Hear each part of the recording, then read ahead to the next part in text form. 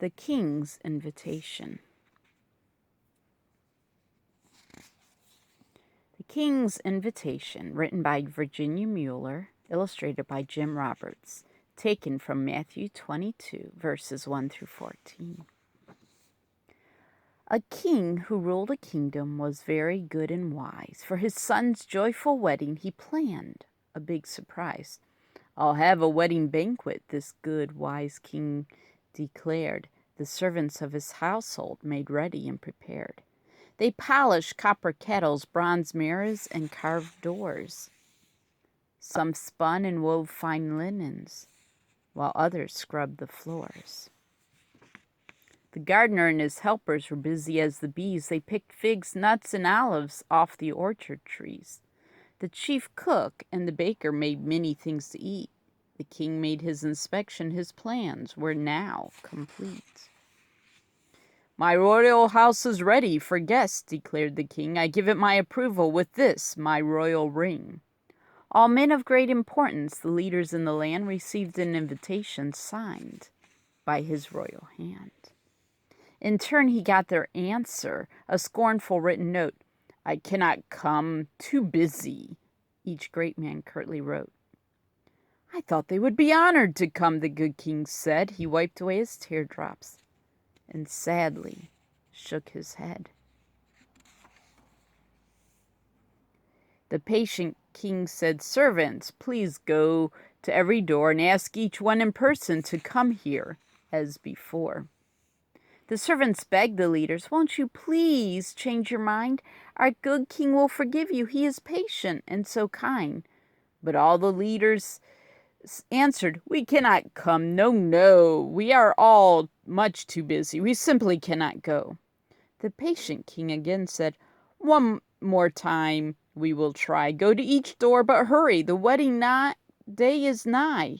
Again they answered, No, and added, "We don't care about his joyful wedding. We simply won't be there." One went to town for business. One had to work his farm.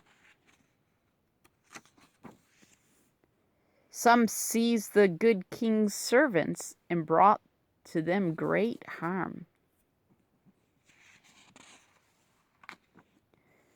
"My first guests were not worthy," the angry king now said. "My servants will ask others to be my guests instead." He ordered many soldiers to seize and then arrest the first unworthy people who thought they were the best. He notified his servants, "Go out into the street, invite to my son's weddings the people that you meet."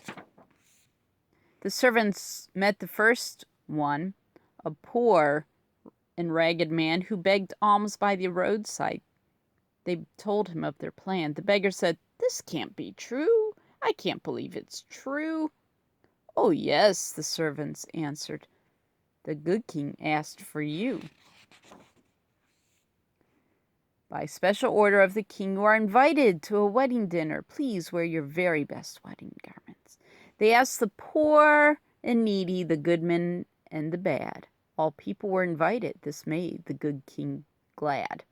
To each they gave this warning: "Be sure you wear a garment fit for weddings before you enter here." Soon people by the hundreds were gathered for the feast. No great men were included. These people were the least. They wore no sparkling jewels, but every face was bright with thankfulness for all things prepared for them that night. When all the guests were seated inside the banquet hall, the good king raised his scepter and welcomed one and all. But then the king was silent. He noticed that one guest was dressed in ragged clothing. He did not pass the test. The king cried, "Why are you here? Were you not told to wear a garment fit for weddings? I see you did not care." The wicked man was speechless, and then he tried to hide. The servants quickly seized him and cast the man outside.